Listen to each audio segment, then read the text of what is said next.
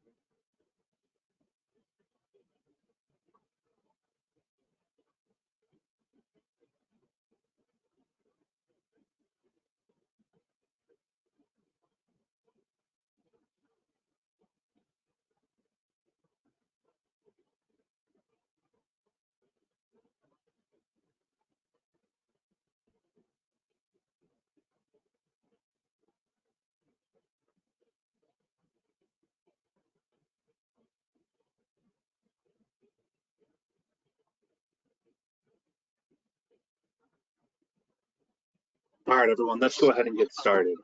Thank you so much for joining us today for our Thought Leader webinar, Small Farms, Big Gains, Optimizing Water Management. I think you guys are in for some really good information here from our presenter. But before we get into that, just a couple of housekeeping things. If you wouldn't mind going to the next slide.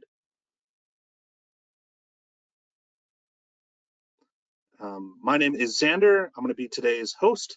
I work for the Hobo Data Loggers team as a product marketing manager, looking out for ways to make sure that the right kind of data loggers and information get in front of some interested customers and people who are familiar with data logging. And then if you could go to the next slide. So for today's webinar, this will run about 40 minutes or so with 10 minutes at the end for Q&A. If you do have any questions, feel free to type them into the question box during the presentation. We will try to get to all of them and as many as we can at the end. And for everyone here who's going to be joining us late or wants to access this webinar afterwards, it is being recorded, and we'll make sure to send a link to the recording in a follow-up email after the webinar is finished. And next slide, please. A little bit of background for everyone who's here. The Hobo data logging team is now actually part of Lycor Environmental. There have been a lot of overlap, a lot of discussions, and together we have over 50 years of experience in environmental monitoring. And our sole focus is on accurate and reliable data logging and monitoring. The Hobo facility itself is located in Bourne, Massachusetts, and we're a world leader in data loggers with a global network of distributors. In addition, we're ISO certified, and we've been in business since 1981. And with that out of the way, I'll go ahead and pass over to our presenter for today.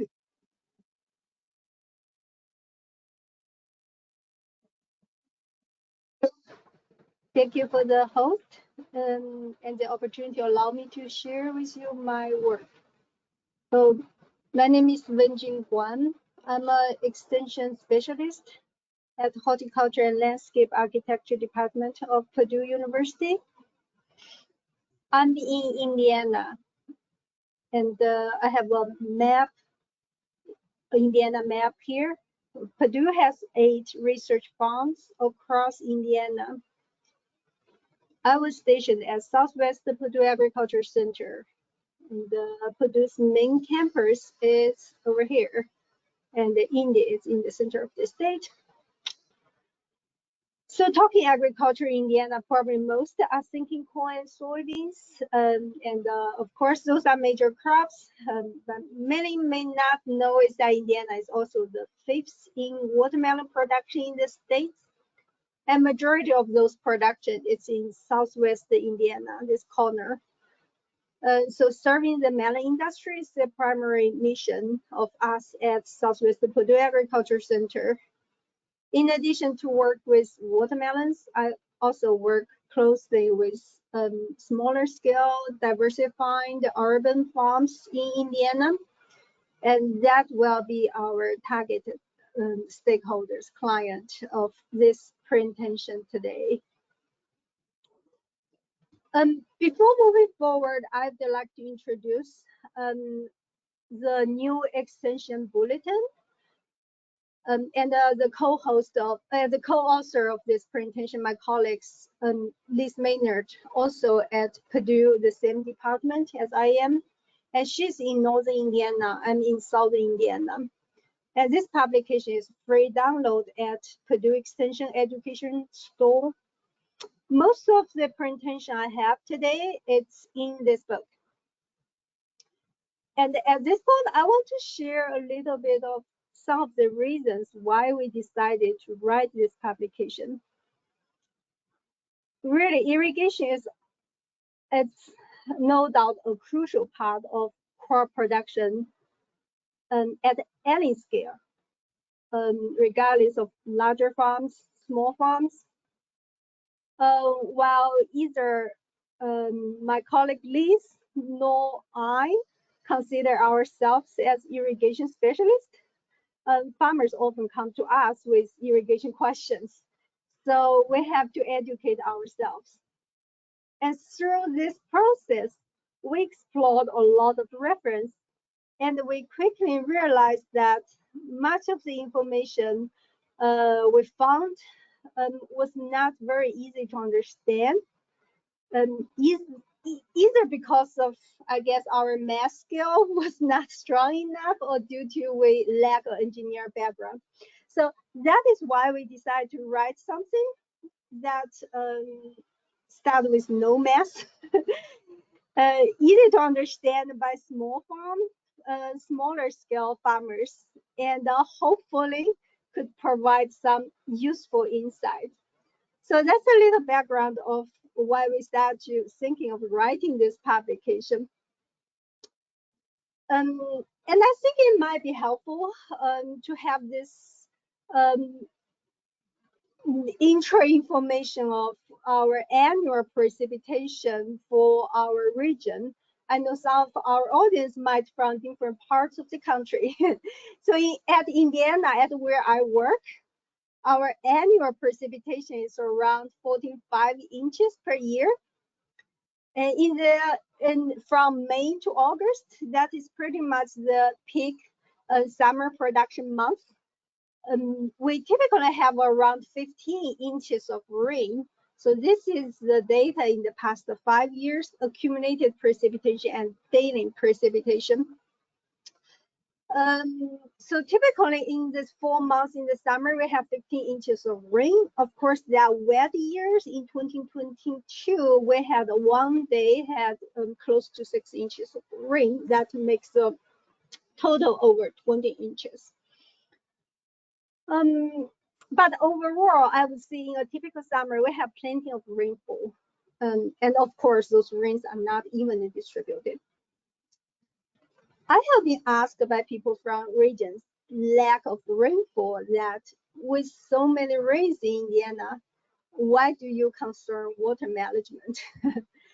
Maybe to many people's surprise, what we found in working with Indiana small farms is that water management actually is one of the most significant issues limiting crop yield.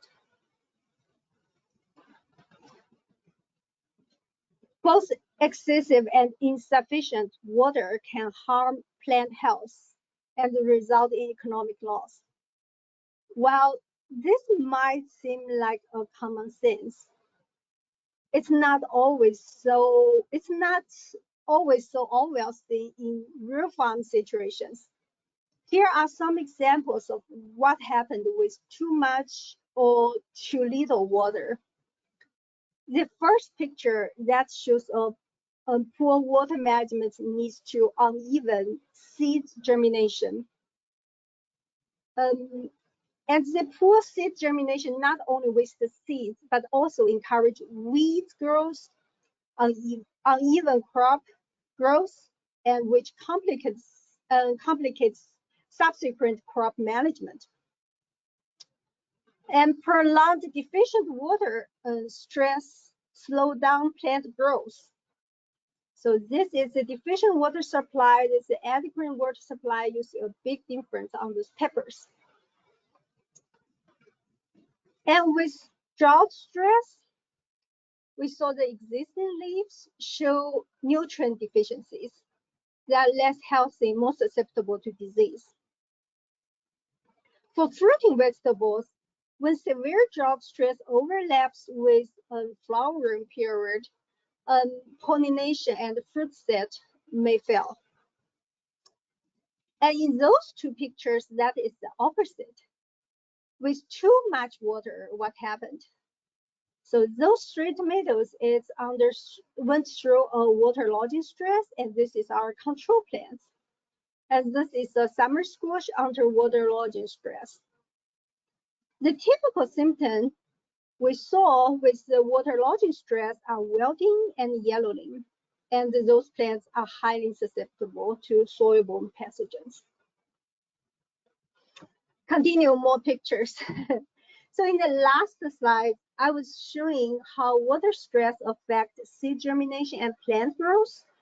And this slide, I'm showing examples of how water stress affects the fruit quality for some of the most important fruiting vegetables. Tomato brother in drought, pepper brother in drought. I'm sure many of you here are familiar with that, and we typically associate with calcium deficiency. But for the soil production, we realize this very rarely is because of direct calcium deficiency. We have enough of calcium in the soil, but more than likely it's related to water management. This could also happen on watermelon. Interesting is we see this brother in drought happens on seeded watermelons, but not so often on seedless watermelons. Those pictures, okay, that is another scale on this problem. We saw it after heavy rains, and watermelon fruit could cracking. And tomato fruit cracking is even more common, and it's not always associated with heavy rains. And if we over irrigate some of the susceptible cultivars, we can easily show those fruit cracking symptoms. Also, with overwatering, especially during fruit ripening stage, we know it could affect the quality, the sugar content, especially melons, we noticed. And this is actually an internal symptom we noticed after big rains on watermelons, those water soaking symptoms around the edge of the fruit. So those are some of the typical symptoms we noticed. In addition, like a lack of water could slow root expansion in root crops like carrot, beets, radish, and in leafy crops like lettuce, Asian greens. Reduce the water supply stunts leaf growth and root expansion. Because of those crops typically have short growing cycle, any developmental delays could limit the number of crop cycles that could be planted in a single bed, resulted in reduced economic returns. Now we move to water management. And that it can be two aspects, managing excessive water as well as irrigation. And I think they are equally important. I know the excessive water problem won't be the focus of this study, but I do want to emphasize that many of the smaller scale or urban farms we work with do not have very well-drained sandy or sandy loam soil. Farmers have to work with whatever they have. So improve the soil health and make the soil with higher water holding capacity and better water infiltration. It's extremely important. Also, at the initial stage of building a farm, the farmer should have a drainage plan at the farm level. Not every farm have that. And we know that could lead to more severe problems later on. Okay, as many of you probably know, season extension is very important for small farms, and high tunnel play an important role for season extension. While high tunnels offer many benefits, they also come with challenges. One of the challenges is to manage those excessive water that fall along the sides. Like what is shown in this picture, that is the rainwater seeping into a high tunnel from the side, and that leads to super wet on this side roads. And also inside of the high tunnel, soil compaction is another issue. I'm not going to expand here. So that is for the excessive water. There's a lot of resources on the website and also in our publications showing how to deal with those situations. Now I will more focus on irrigation. I would like to discuss irrigation management from those 4 considerations. I'm guessing most of the webinar audience probably already familiar with evapotranspiration and how it's used to determine crop water needs, the plant's water needs. So I'm not going to go into details about evapotranspiration. However, I do want to say that ET-based irrigation schedule is not an easy approach for farmers. This is because at small farms, the farmer might grow 30, 40, even more different crops, and always different planting times, and make it really unrealistic to calculate water needs for each crop calculating. So that's my opinion on the plant water needs on the irrigation. But with that said, many farmers do recognize that most vegetable crops need about 1 to 1.5 inches of water per week during peak season. I guess that's because our extension people will always say that. However, when really calculating water amount needed to meet that demand, farmers often find it's far more than what they usually apply in the summer. Now the question is whether we as farmers fail to apply enough water to maximize crop yield. I believe there are times we do fall short, but not always.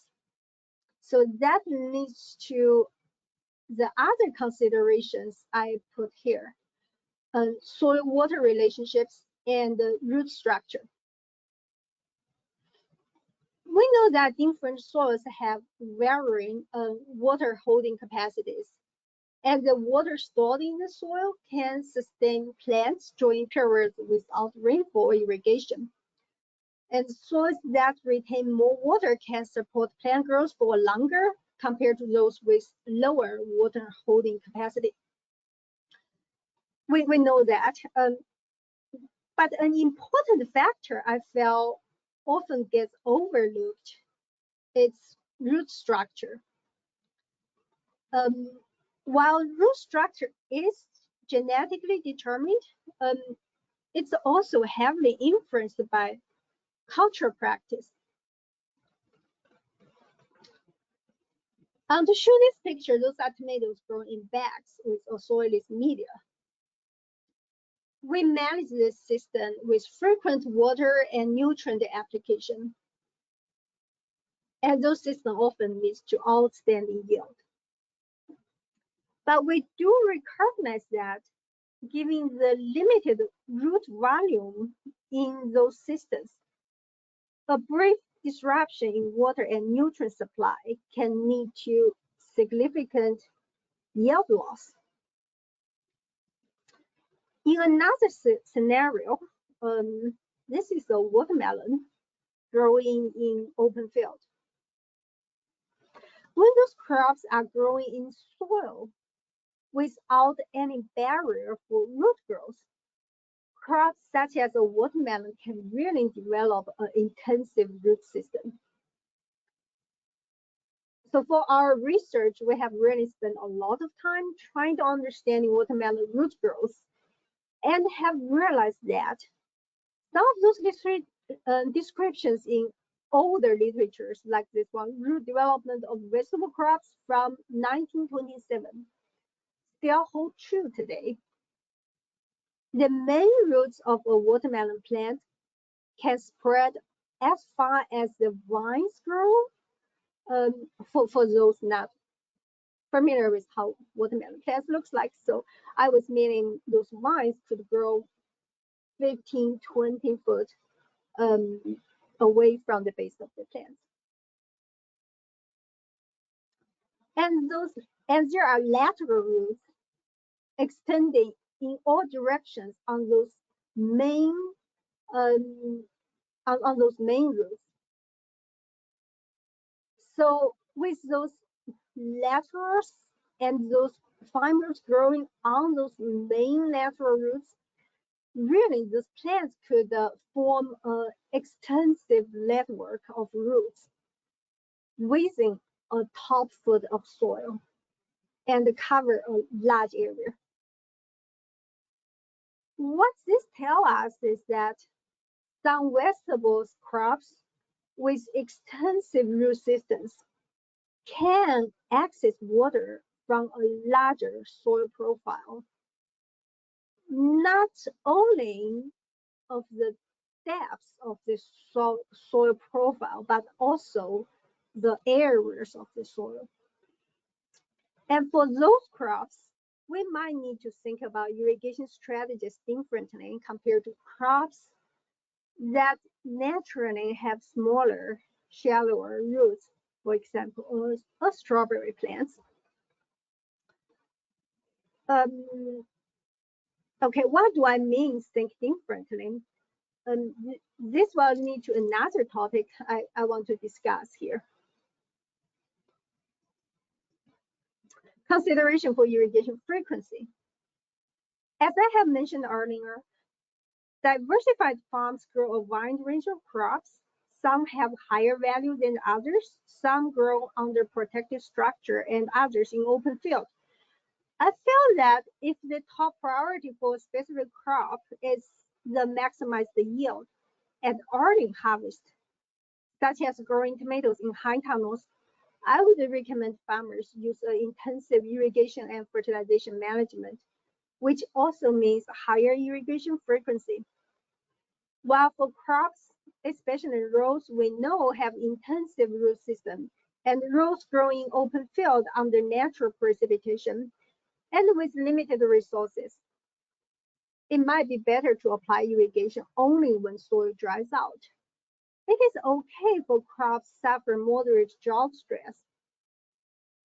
While this method may not always result in maximize the yield or earning yield, the moderate water stress generally encourages deeper root growth, more extensive root growth, improving the plant's resilience to environmental stress. And this strategy actually gives the plant a higher capability to strive when environmental conditions improve. And there's no need for intensive management. So that is why I think root standards is one of the considerations I will give for irrigation frequency. And the soil of obviously it influences the irrigation frequency. Sandier soils, because it holds less water, it requires more frequent irrigation than heavier soils. Lastly, system capabilities. On small farms, irrigation frequency is often constrained by system capabilities. When farmers have limited water supply and without an automatic system, applying irrigation to a certain crop more than once per day may not be practical. When frequent irrigation is necessary. Many farms use automatic system controlled by timers connected to the water source. I haven't seen automatic system incorporated with soil moisture sensor or other kind of sensors used on small farms, but definitely I think that could be a potential for the future. Now another topic, estimating soil moisture standards. Most farmers I work with rely on their own experience and judgment to decide when to irrigate. Simply by seeing and feeling the soil, I want to point that although this method does not sound very accurate, it works absolutely fine for some crops grown at small farms, such as salad mix, that do not have deep roots. And it's sufficient for farmers to decide irrigation simply by feel the moisture of the top, maybe 4 inches of soil. Farmers can also use a soil sampler to reach 6 to 8 inches deep. But this method do not work for crops that have deeper roots and don't work in the situation that moisture of the topsoil fluctuated from wet to very dry. In those cases, soil moisture sensor can be a really good tool. So I will move to the soil moisture sensors.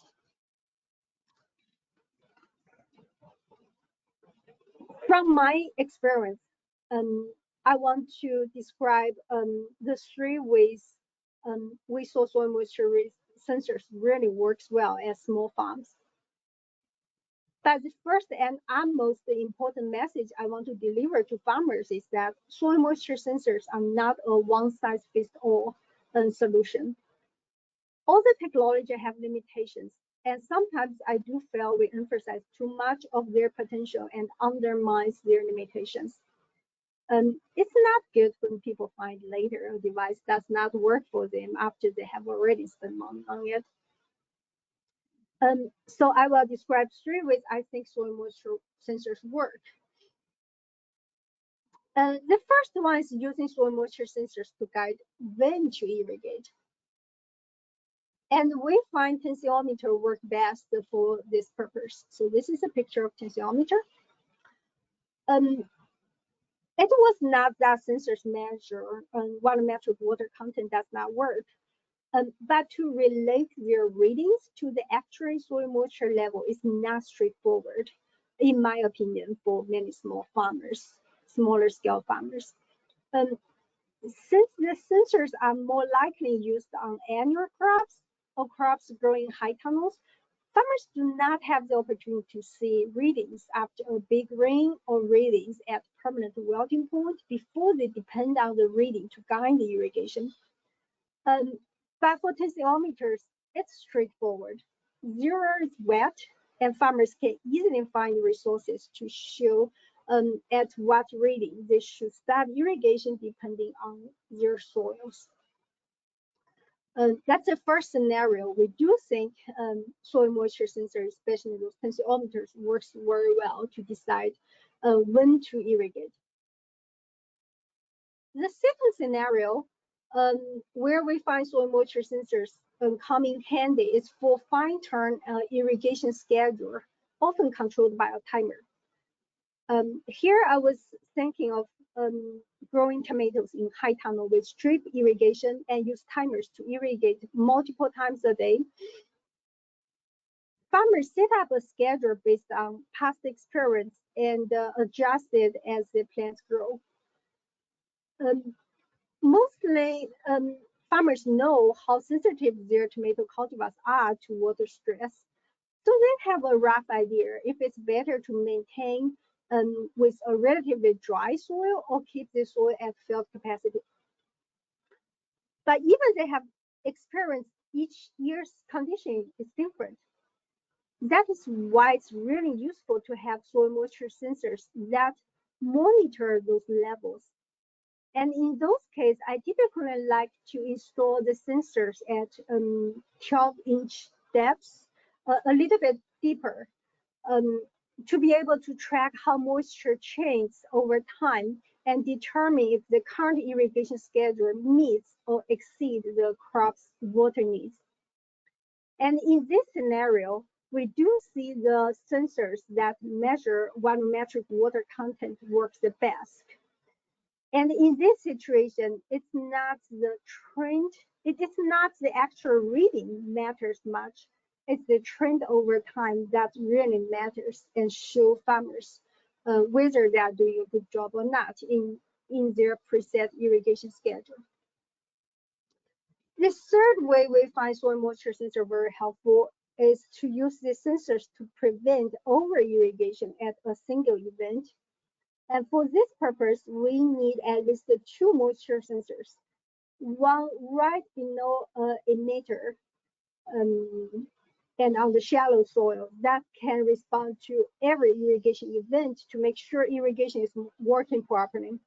And a second sensor is installed, installed towards the bottom of the root zone. And the goal is that we don't want the soil moisture level increase for the sensors at the bottom.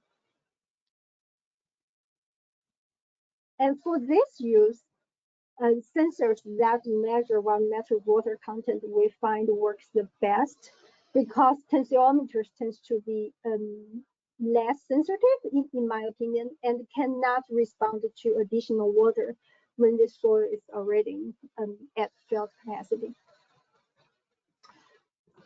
I think this will be my last topic. That's a different irrigation systems used at small farms. Low flow overhead and drip irrigation are probably the 2 most commonly used irrigation systems on small farms. Overhead irrigation is commonly used for directly seeded cash crops such as salad greens, spinach, carrot, beets. It's also applied to cover crops and high density crops. One challenge with low flow overhead irrigation is achieving uniform water distribution and efficient use. In one of my colleagues' words, it's really a math problem when it comes to determine emitter spacing, those wobbler spacing, and there are always trade-offs. I feel probably many of you know this better than I do. Another limitation of overhead irrigation is the risk of foliar disease. As small farms, they tend to use less fungicide and pesticide overall.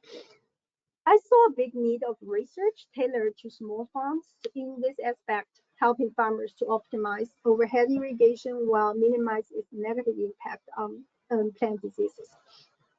Okay, now for drip irrigation, the challenges are plastic recycle and the fact that it only wets part of the soil.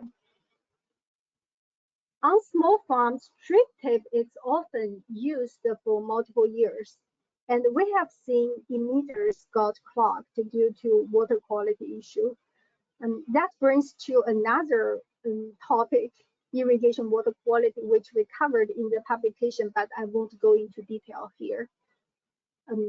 Another thing I want to mention is that small farms often rely on compost and soil amendment for nutrients. Moisture play a key role in maintaining a healthy soil microbial community. But since drip tape usually only wets part of the soil, it might not be the best from a soil microbial aspect. Okay, and because of those pros and cons of each of the irrigation systems, some farmers might use both systems for different crops, like shown in this picture, and even the same crop and different growth stages. Okay, I think I'm pretty much run out of time, and I want to thank you for your time listening to I talk. Again, this is a publication on QR code where you can download this extension publication from Purdue Extension Education School. They do require you to have an account to be able to download, even the publication is free. I'm sorry about that. And here is my contact. I want to see this again, that I know many of you here probably have a lot more knowledge on irrigation, new technology sensors than I and my colleagues do. I'm here and really hope to learn from you so I can do a better job in serving my stakeholders. I know we probably share some of the similar goals, visions, and I hope to build those connections with you and we can work together to achieve our goals. This is a quote from an urban farmer I work with after I sent him this publication, and I want to share this with you. He said after he read this book at the end, I was left wanting more time to research water management for our farm and especially experiment more with sensometry using volumetric water content water sensor next year. When I was in farm school, I don't remember those tools we shared, but that was a long time ago. I think small farmers have professionalized and started using a lot more technology since then. Okay, I will stop here and I'll see if anyone has any questions. Thank you. Yep, thank you very much, Wenjing. If you do have any questions for our presenter or any questions about the presentations, now would be a great time to ask them.